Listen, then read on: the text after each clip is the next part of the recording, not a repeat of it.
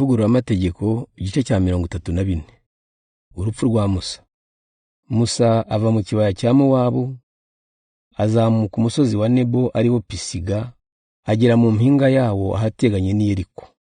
Uhoraho amwereka igihugu cyose, ahera i Gileyadi akomeza i Dani, n'intara yose y'Abanafutali n'iy'Abefurayimu n'iy'Abamanase n'iy'Abayuda yose kugeza ku nyanja ya Mediterane.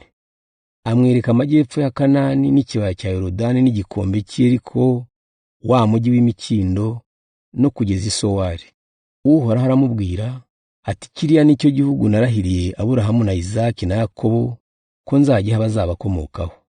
None rero ukirebesha amaso, ariko ntuzambuka Yorodani kugira ngo ukigeremo.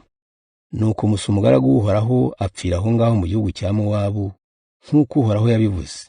Uhoraho arahamushyingura mu kabande gateganye n'i Beti-Pewori, ariko kugeza ubu nta wigeze abona imva ye.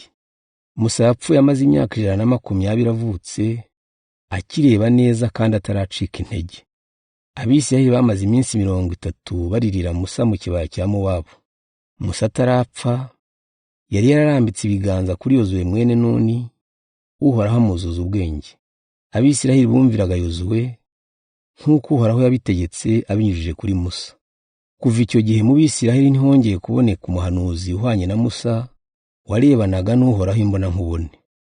Nta wagereranywa nawe mu kwerekana ibimenyetso no gukora ibitangaza byose nk'ibyo Uhoraho yamutumye gukorera umwami wa Misiri n'abagaragu be bose n'igihugu cye cyose. Nta n'undi muhanuzi wagize ububasha cyangwa ngo akore ibikomeye biteye ubwoba nk'ibyo Musa yakoreye mu Bisirayeli bose.